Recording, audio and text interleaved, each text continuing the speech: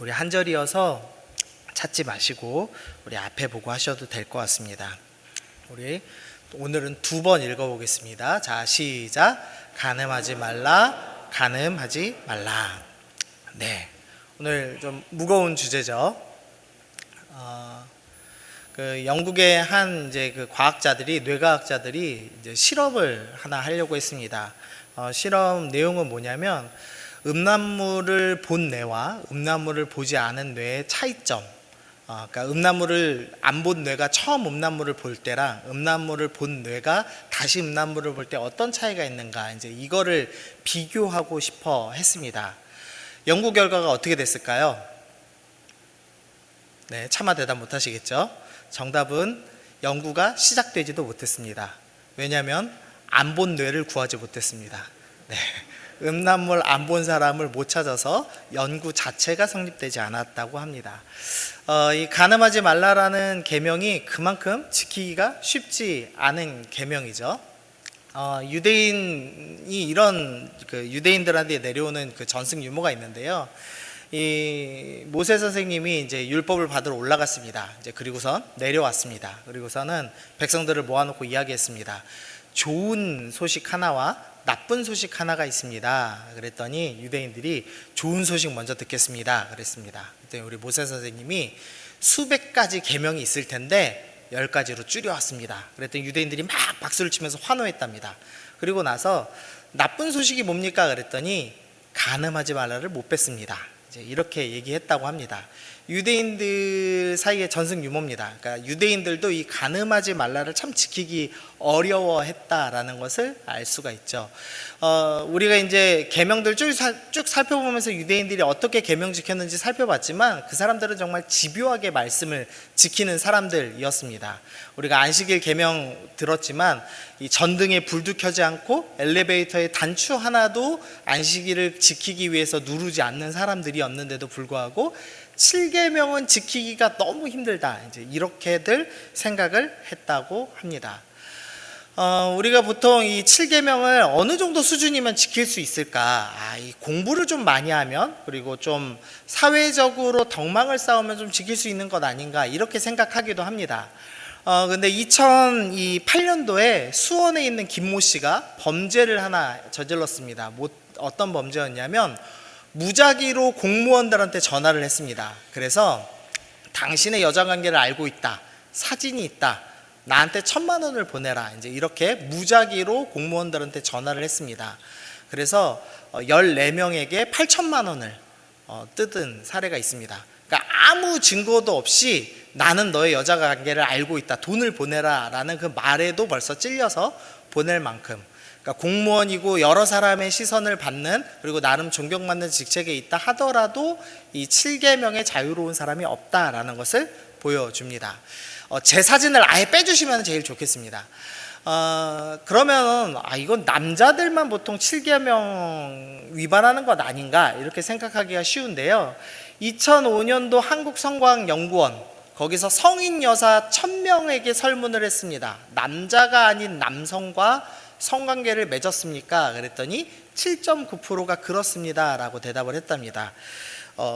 설문이어도 대답하기가 쉽지 않은 거죠. 그러니까 실제 하신 분들보다 훨씬 더 적은 수가 대답을 했을 걸로 추측이 됐거든요. 그러니까 적어도 10% 이상 결혼한 여성임에도 불구하고 다른 남자와 불륜을 저질렀다는 결과가 나온 겁니다. 그러니까 여자라고 해서, 그리고 결혼했다고 해서 이 7계명에 안전하지는 않다라는 겁니다. 2012년도 조선일보의 기사 중에 하나인데요. 전국 대학생 6,000명에게 설문조사했습니다. 성경험 있으십니까? 남자는 50%가, 여자는 19%가 성경험 있습니다 라고 대답했습니다. 당연히 여성이 이런 대답을 좀 덜 하는 경향이 있거든요. 그러니까 실제 비율은 더 높을 것으로 생각됩니다. 그리고 성경험 있는 사람 중에 9.4%는 임신을 경험했거나 시킨 경험이 있고, 그 중에 78%는 낙태를 경험했다라고 대답하기도 했습니다. 간음하지 말라가 살인하지 말라로 계명이 계명을 어기는 것으로 계속 이어지고 있는 것을 보게 되는 거죠. 세상이 이렇게 성적으로 문란하고 악합니다. 그러면 교회를 다니면 우리가 성적으로 좀 깨끗해질까요? 자, 한번 설문조사를 한번 해보죠. 자, 나 교회를 다니면 그래도 좀 성적으로 깨끗할 것 같다 하시는 분 손 들어 보시죠. 교회를 다니면 깨끗할 것 같다. 한 명밖에 없어요. 네, 여러분들 찔리세요 벌써? 네, 대답이 없으면 진짜 찔리는 건데. 네, 예, 분위기가 심각해졌네요. 큰일 났네. 여러분 중딩도 있는데, 네, 제가 대학생은 안 믿어도 중학생은 믿었는데, 네, 심각하네요. 큰일 났네요, 오늘 설교가. 예, 기독 청년들 1000명을 설문을 했습니다. 그리고서는 그 설문조사를 교회의 성 잠금 해제라는 책으로 이제 출판이 돼서 제가 좀 구입을 했습니다. 근데 이 기독 청년들 1000명 중에 38.4%, 그러니까 40% 가까이가 모태신앙입니다. 태어나서부터 지금까지 예수님을 믿은 사람들이었습니다. 그리고 대학원에 재학한 사람들이 68.8%, 그러니까 교육 수준이 막 심각하게 떨어져서 막 비행 청소년으로 살다가 대학 안 가고 세상에서 악한 경험 다 한 교회 다니는 청년 1000명이 아니라 정상적으로 교회를 다녀서 청년 생활하고 대학 생활하고 대학원까지 진학한 사람이 70% 이상 되는 1000명에게 설문조사를 했습니다. 이 정도면은 조금 성적으로 유혹을 이길 수 있겠죠. 네, 그렇게 생각하기 쉽죠. 질문을 먼저 해봤습니다. 혼전순결 지켜야 하는가? 라고 1000명에게 질문했습니다. 몇 명이나 지켜야 한다고 대답했을까요? 몇 프로? 그래도 50%는 넘지 않을까요? 30%? 네, 61.3%가 안 지켜도 된다고 대답했습니다. 여기 있는 사람들 중에 절반 이상은 혼전순결은 지킬 필요가 없다고 생각하고 있을 겁니다. 부모님들이 좀 심각해지고 계시죠? 네, 성관계 경험은 있는가? 기독 청년들 성관계 경험이 있을까요? 네, 불행히도 52%나 있습니다. 아까 대학생 남자 6,000명 대상으로 남녀 조사했을 때 남자가 50% 경험이었거든요. 근데 전체 평균 52%입니다. 세상과 다를 바 없는 수준이 아니라 조금 더 높습니다. 네. 나는 그리스도와 친밀하다라고 얘기하는 부류들, 그러니까 적어도 교회에서 주일 성수를 다 지키고 그리고 봉사도 좀 하고 있다라는 사람들을 이제 친밀층으로 분류를 하는데요. 그 사람들이 평균 5.9명과 성 경험이 있다고 답했습니다. 평균입니다. 평균. 그러니까 어떤 사람은 더 많은 사람과 성관계 경험이 있다고 답하기도 한 겁니다. 그리고 친밀층보다 더 심각한 수준, 그러니까 광신도에 가까운 수준입니다. 정말 나는 예수님 중심으로 삶을 살고 있습니다라고 고백하는 사람들의 17.9%가 주 1회 이상 성관계를 합니다. 결혼한 사람들이 아니라 결혼을 안 한 청년들 중에서도 나는 예수님 중심의 삶을 살고 있습니다라고 답한 사람의 20% 가까운 숫자가 주 1회의 성관계를 경험하고 있다라고 답을 했습니다. 제가 20살 때 이제 대학생이 돼서부터 이제 선교단체에 들어가서 선교단체에 13년 있었습니다. 대학생 선교단체 13년 있고, 그 다음에 그 뒤로 이제 사역자가 돼서도 지금까지 계속 청년 사역을 해서 한 20년 가까이 청년으로서 훈련을 받고 또 청년 사역을 계속 경험을 했는데요. 저는 청년들을 믿지 않습니다. 네, 청년부들이 안심하는 표정을 지으면 안 되고요. 어떻게 안 믿어요? 라는 표정을 지어주세요, 제발. 네, 저는 청년들을 믿지 않습니다. 그리고 고등부도 안 믿습니다. 네, 중등부는 믿고 싶었는데 오늘 반응 보니까 못 믿겠습니다. 네, 교회 다닌다고 7계명을 지키는 게 아닙니다. 심지어 세상보다 평균치가 더 심각합니다. 그게 현실입니다. 심지어는 7계명 위반이 죄냐고 물어보는 경우가 참 많습니다. 그러면서 나도 쾌락과 흥분을 느낄 자격이 있다 라고 이야기를 합니다. 그리고 합의하에 즐겼으면 문제가 없는 것 아니냐라고 질문하기도 합니다. 그리고 심지어는 하나님이 성기를 만드신 거 아닙니까? 성기관을 만드셨으니까 이거는 질기라고 만드신 것 아닙니까? 라고까지 질문을 듣기도 했습니다. 이게 다이너마이트인데요. 다이너마이트 혹시 왜 만든지 아시나요? 예, 광산에서 이 돌을 캐다가 죽는 사람이 너무 많았습니다. 돌에 깔려서. 그래서 노벨이라는 사람이 어떻게 하면 좀 안전하게 채취할 수 있을까, 또 효율적으로 채취할 수 있을까 해서 이 다이너마이트를 만들어냈습니다. 그래서 선을 길게 늘려서 거기다가 불꽃을 붙이면 광산이 빵 터지죠. 그래서 이 사람은 어떤 기대를 했냐면, 하나는 광부들이 안 죽겠다는 기대를 했고, 두 번째로는 파괴력이 너무 무서워서 오히려 전쟁이 줄 것이다. 이거를 감히 수십 명이 한 번에 죽는데 전쟁 무기로 쓸 거라고 생각을 못했습니다. 그러나 결과는 정반대로 전쟁 무기로 사용이 되었죠. 하나님께서 성기관을 만드셨다고 문란하게 즐기라고 만드신 것은 절대 아닙니다.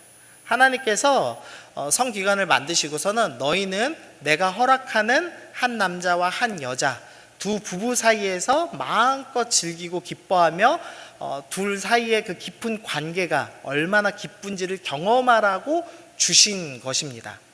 그런데 인간은 하나님이 주신 것을 왜곡되게 사용하죠. 그래서 있는데 즐기면 어떠냐, 아무도 상처 안 받으면 해도 되는 것 아니냐라고 죄를 짓기 시작했습니다. 그래서 예수님께서 그런즉 이제 둘이 아니요 한 몸이니 그러므로 하나님이 짝지어 주신 것을 사람이 나누지 못할 것이다. 너희 몸은 너 즐기라고 준 것이 아니라 너의 미래의 배우자, 그리고 지금의 배우자를 위해서 준 것이다. 너희가 쾌락을 위해서 너희 몸을 함부로 쓰거나 너희 쾌락을 위해서 서로 이혼하는 것은 옳지 못하다라고 하나님께서 말씀하셨습니다. 그러나 사람들은 하나님이 주신 것에 만족하지 않고 내가 더 옳다라고 생각하면서, 하나님 당신보다 내가 더 옳습니다, 당신이 결정하신 것보다 내가 더 옳습니다 라고 하면서 하나님의 주권을 침해하는, 하나님이 결정하시는 게 아니라 내가 결정합니다, 내가 왕입니다 라고 하는 심각한 죄에 빠져 있는 것을 보게 됩니다. 그래서 이 미국 사례지만 간통을 경험한 미국 가정주부 120명 가운데 90%는 죄의식을 못 느낀다라고 답하기도 했다고 합니다. 미국은 조금 더 심각하죠. 그런데 우리나라도 마찬가지 상태, 죄가 아니라고 여기는 심각한 문화가 있었습니다.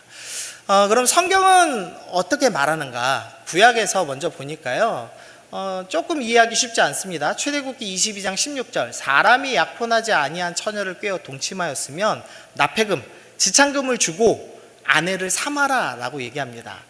우리 생각에는 약혼하지 아니한 처녀일지라도, 그러니까 결혼한 남자랑 약혼하지 않은 처녀랑 성관계를 맺었다면 이건 분명히 성경이 싫어할 것 같은데 결혼을 하라는 겁니다, 둘이. 그래서 일부 다처를 해도 좋다라고 허락을 하는 이상한 장면을 보게 됩니다. 레위기 20장 10절 보니까요, 누구든지 남의 아내와 간음하는 자, 곧 그의 이웃의 아내와 간음하는 자는 그 간부와 음부는 반드시 죽일지니라. 그런데 결혼한 남자와 결혼한 여자가 서로 성관계를 하면은 둘 다 죽이라고 명령을 합니다. 그러니까 여자가 처녀냐 결혼한 사람이냐에 따라서 죄가 다른 것을 볼 수가 있습니다. 그래서 구약에서 말하는 간음은 가정보호에 좀 더 초점이 있다는 것을 볼 수가 있습니다. 우리 생각하고는 좀 다르죠. 하나님께서는 분명히 음행을 싫어하실 것 같은데 처녀랑은 일부 다처를 해도 된다라고 말씀을 하고 계시는 겁니다. 왜 그럴까를 이해를 해야 되는데요, 당시 사회를 좀 이해해야 됩니다. 당시 사회는 남성이 일찍 죽는 사회입니다. 남성이 위험한 일을 많이 하고 특별히 전쟁이 많았기 때문에 절대 다수 남자가 적었습니다. 그렇기 때문에 어쩔 수 없이, 그러니까 일부일처를 해라라고 계명을 적어버리면 여성들이 결혼을 못하는 사태가 일어납니다.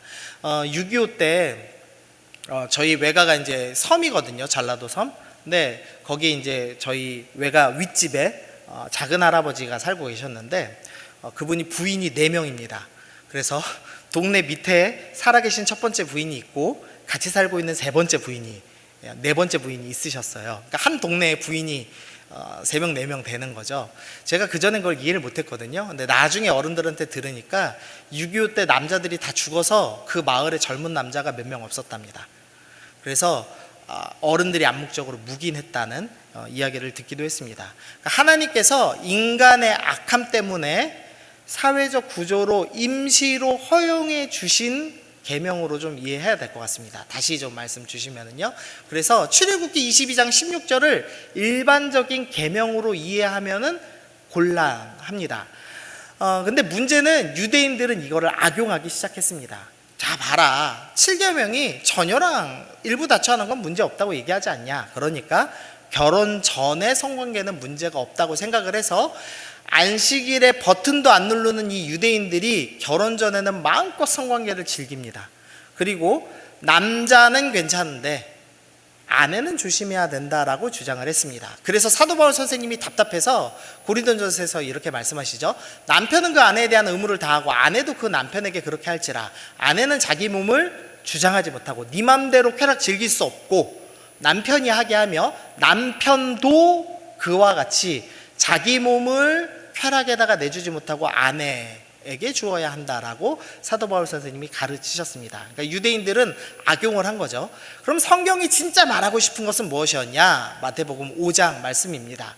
우리 이 말씀을 좀 같이 읽어보겠습니다. 시작. 또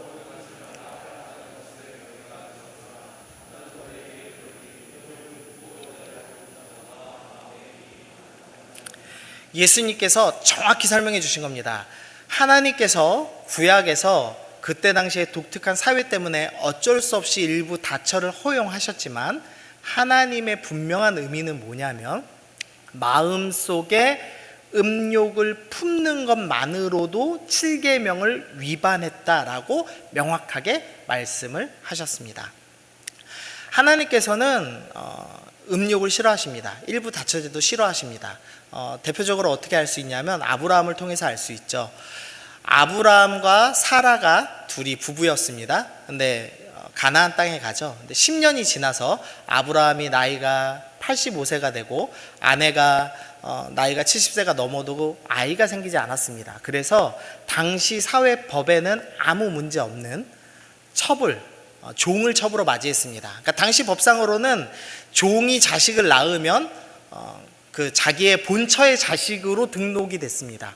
그러니까 아무 법적인 하자가 없었습니다. 그런데 하나님께서 그 종 하가를 첩으로 드리고 나서 뭐라고 말씀하시냐면 아니다, 사라에게서 날 자가 내 약속의 씨다라고 말씀하시면서 하나님이 기뻐하시는 것은 한 남자와 한 여자가 결혼해서 한 몸을 이루는 것이라는 것을 분명히 말씀을 하셨습니다.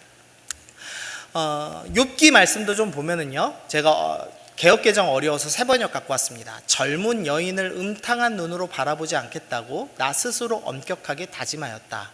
여자나 유혹하고 다니면 위에 계신 하나님이 내게 주실 몫이 무엇이겠으며 높은 곳에 계신 전능하신 분께서 내게 주실 유산이 무엇이겠는가.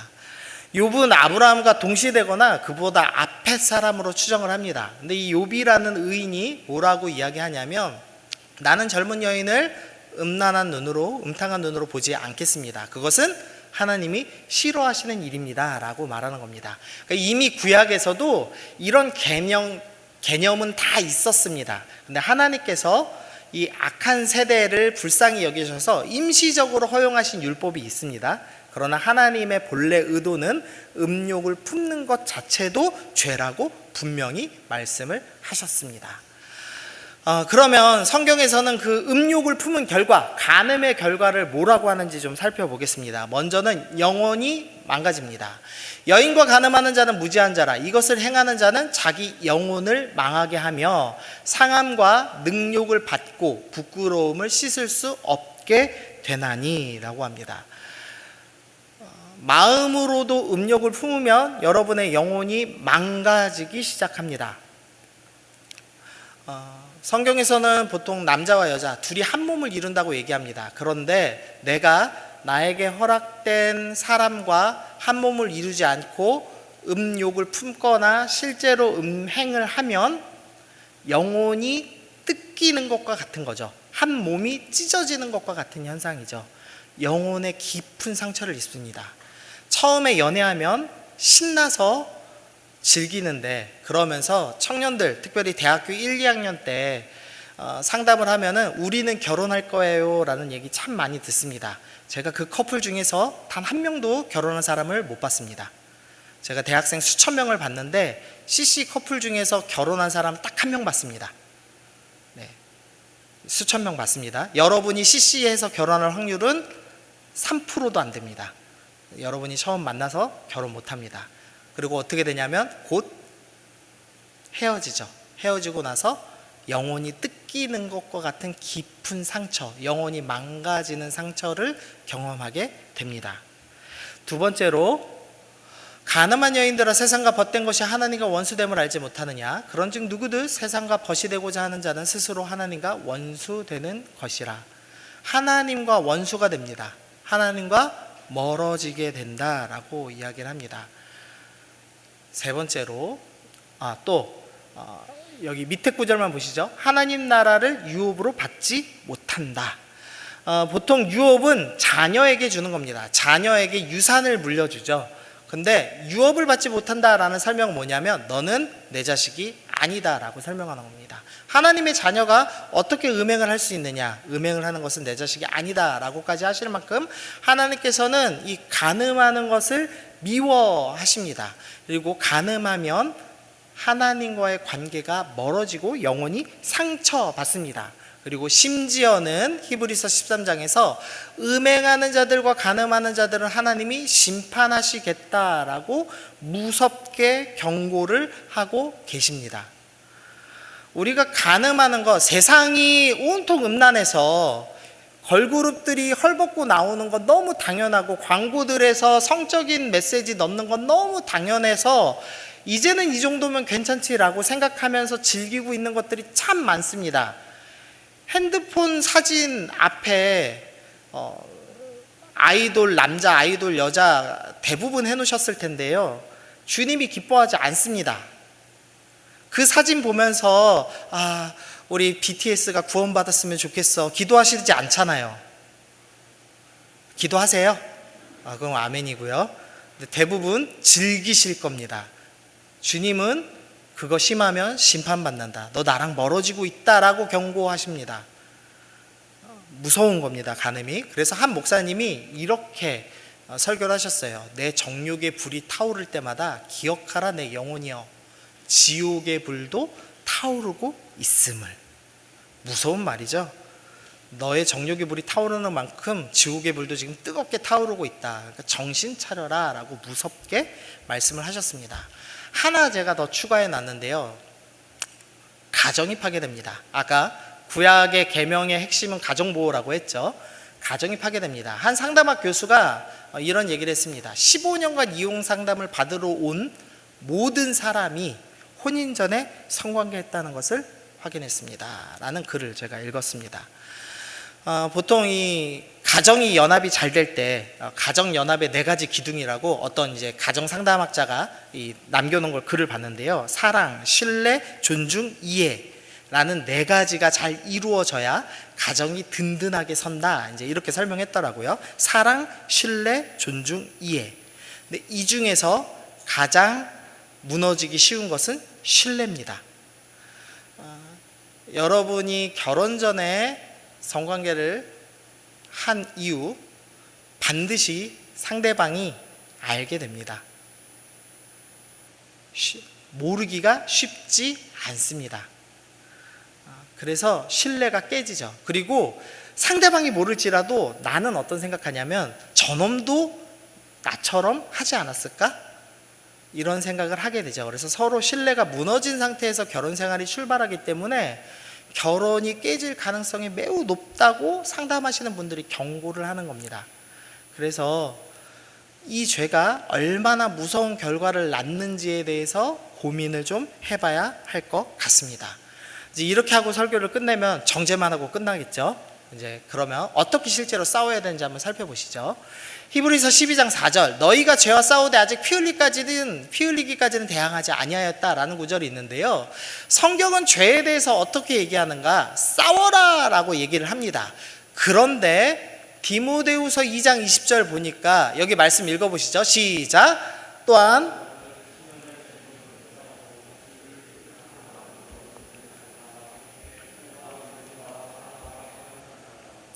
네.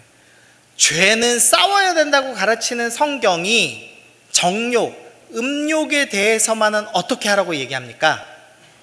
피하라고 얘기합니다. 피하는데 어디로 피하냐면 주를 깨끗한 마음으로 부르는 자들, 즉 건강한 영적인 공동체 안으로 함께 모여서 음행을 피하라라고 권면을 하고 있습니다. 음욕을 해결하는 가장 좋은 방법은 피하는 것입니다. 예를 좀 들어보죠. 다윗이라는 사람이 있습니다. 이 사람 얼마나 대단한 사람이냐면 사울왕, 자기를 죽이고자 계속 쫓아다니는 자기 원수를 2번이나 죽일 기회가 있는데도 하나님께서 기름 부으신 왕이기 때문에 원수를 끝까지 죽이지 않은 믿음의 아주 대표적인 사람입니다.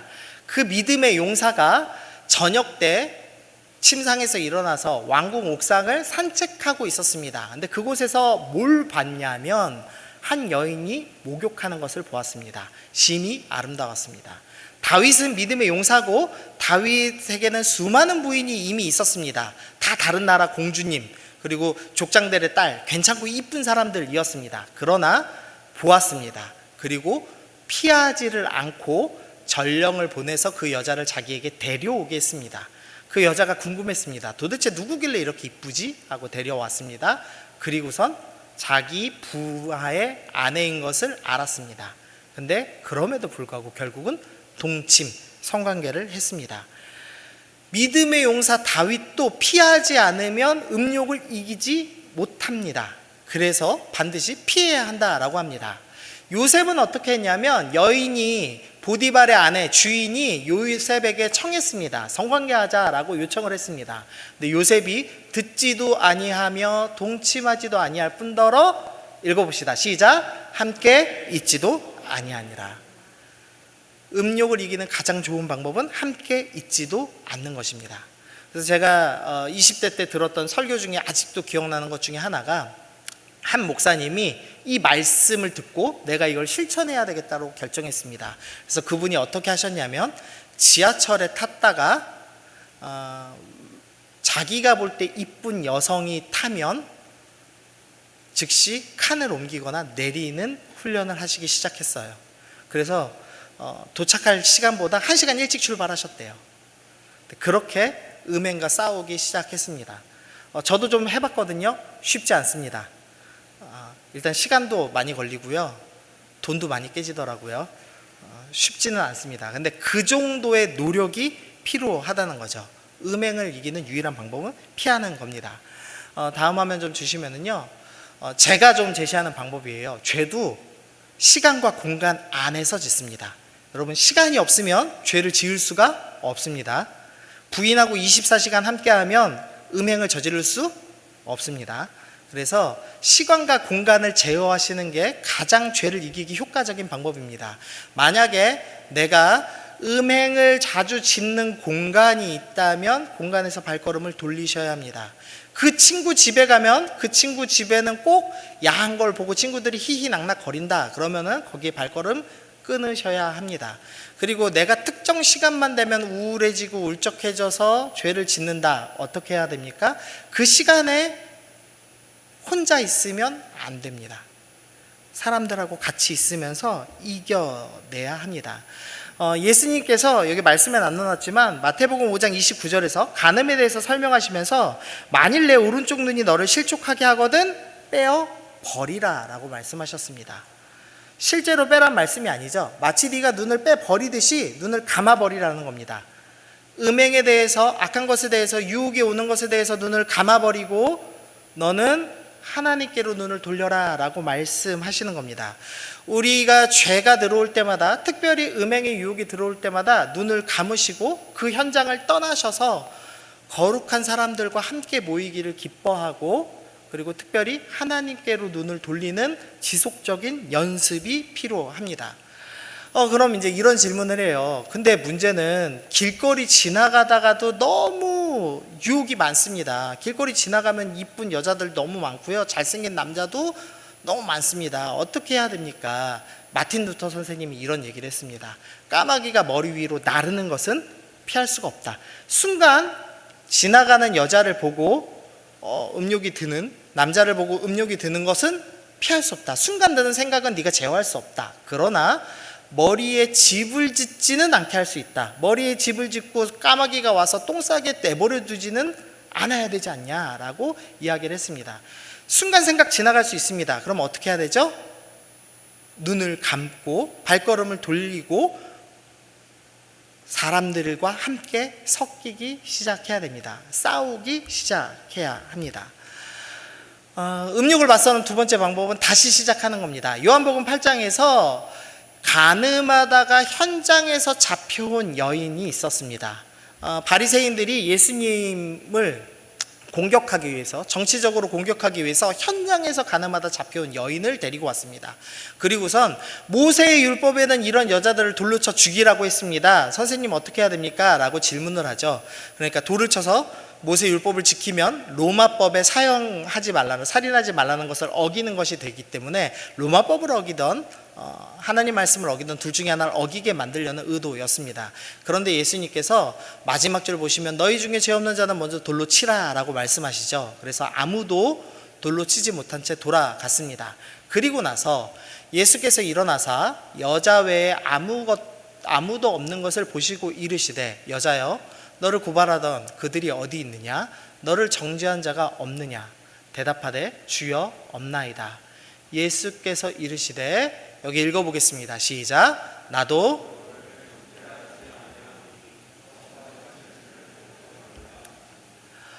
음행을 현장에서 짓다가 잡혀온 여인을 향해서 예수님의 권면은 다시는 죄를 짓지 말라 였습니다. 너가 죄인이니까 당장 나가 죽어라 라고 말씀하신 것이 아니라 다시는 죄를 짓지 말아라. 음행에서 이길 수 있는 좋은 방법 중에 하나는 지은 즉시 다시 일어나는 겁니다. 여러분들 중에 음행 그리고 음란 영상, 실제로 성관계 가운데 놓여 있으신 분들이 성관계를 하고 나서 죄책감이 듭니다. 그럼 죄책감을 이기기 위해서 다른 행위들을 시작합니다. 게임 중독에 빠지거나 술과 담배에 빠지거나 다른 사람과의 관계 중독에 빠져서 결국은 또 다시 악한 것을 쌓게 됩니다. 그때 결정해야 됩니다. 하나님, 나 용서해 주세요. 다시는 정죄하지 않으신다고 약속하신 주님의 말씀을 의지합니다. 그리고 다시 죄와 싸울 수 있게 해주세요. 이번엔 실패했지만 지금 당장 또 그런 유혹이 있다면 다시 이제는 발걸음 돌릴 수 있는 힘을 나에게 허락해 주세요라고 그 자리에서부터 다시 싸우는 연습이 필요합니다. 마지막입니다. 아까 이 책 설명드렸죠. 기독교인 1000명을 대상으로 한 책. 그 책의 결과입니다. 성관계에 대한 내용에서 개인 신앙 정도나 큐티 빈도와는 성관계가 전체적으로 반비례하는 경향을 보인다. 이것은 신앙을 통해 성의식이나 태도가 바뀔 수 있다는 것을 보여주는 단서이다. 무슨 말이냐면 큐티를 하는 주 몇 회 이상 큐티를 하는 사람들은 성적인 범죄를 저지른 사례가 준다는 것을 확인했습니다. 교회에 다니고 봉사를 많이 하는 것과 성관계는 전혀 연관성이 없었는데 큐티를 하는 사람만이 성관계 횟수가 실제로 줄고 거룩한 삶을 지켜낸다는 것이 통계로 입증이 되었습니다. 여러분이 7계명을 지킬 수 있는, 이 땅 가운데서 거룩한 하나님의 백성으로 살 수 있는 유일한 방법은 말씀 앞에 서는 것입니다. 말씀을 단순히 읽는 것 수준 아닙니다. 말씀을 묵상하는 것입니다. 참 감사한 것은 우리 이 장효산나교회 이제 제가 2계명째인 것 같은데요. 제 기억에 제가 말씀을 읽어야 합니다라고 그때 권면 드렸어요. 그리고 나서 저희 청년들은 이 말씀 있는 오픈 카톡이 있거든요. 거기에 이제 말씀을 읽고 아침마다 말씀 읽었습니다라고 올려야 됩니다. 제가 읽나 안 읽나 은근히 감시합니다. 좀 부담스럽죠. 그래서 모든 사람에게 다 가입을 하라고 하지 않고 읽기로 결정한 사람만 가입하라고 했습니다. 근데 2계명 설교한 뒤에 5명 정도밖에 안 됐는데 15명이 왔습니다. 그래서 10명 이상 매일 말씀 읽고 있습니다. 참 감사한 일이에요. 근데 이제 말씀 읽는 것에서 넘어서 저희 청년들은 말씀 묵상의 연습, 그 목표를 향해서 나갈 겁니다. 그래서 정말 거룩으로 나갈 겁니다. 여기 중고등부들도 혹시 아직 읽고 있지 않다면 오늘부터 읽으셔야 합니다. 읽지 않고 교회만 다닌다고 해서 유혹을 이기는 것은 불가능합니다. 다윗도 이기지 못했습니다. 여러분은 절대 이길 수 없습니다. 그러므로 내 힘으로 싸우지 마시고 말씀으로 싸워야 합니다. 말씀을 읽고 읽는 것에서 넘어서 묵상하는 삶, 큐티하는 삶으로 발전해야 합니다. 우리 교회가 감사하게도 특별히 이제 우리 중고등부는 매일 성경을 구입해서 드리는데요. 잘 보관하셨다가 우리 폐품으로 잘 파시잖아요. 깨끗한 새 책으로. 국가 발전에 전혀 도움이 안 됩니다. 네, 새 책으로 두지 마시고 읽고 묵상하셔야 합니다.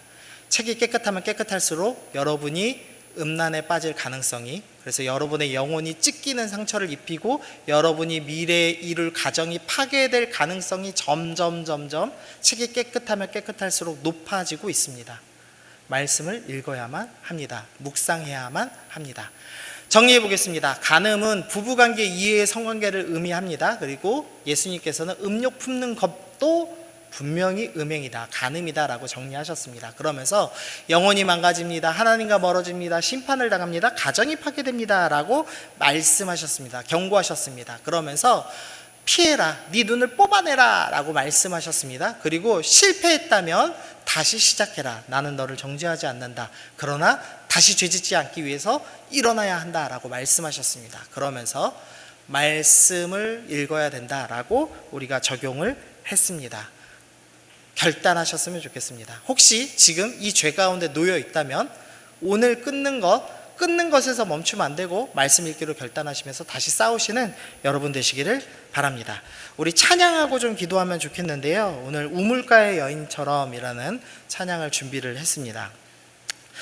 이 우물가의 여인은 사마리아 여인, 요한복음 4장에 나온 사마리아 여인입니다. 남편이 5이나 있었고 지금 살고 있는 남자도 따로 있던 사람이었습니다.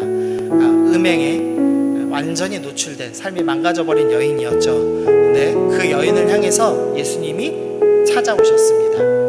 일부러 찾아오셨습니다. 그리고 그 여인이 구원받았습니다. 이 사실을 좀 기억하시면서 여러분이 혹시 이전에 이런 죄들이 있더라도 예수님께서 여러분에게 찾아오시고 용서하시고 채워주신다는 그 놀라운 사실을 기억하면서 함께 찬양하면 좋겠습니다. 우리 함께 찬양하겠습니다.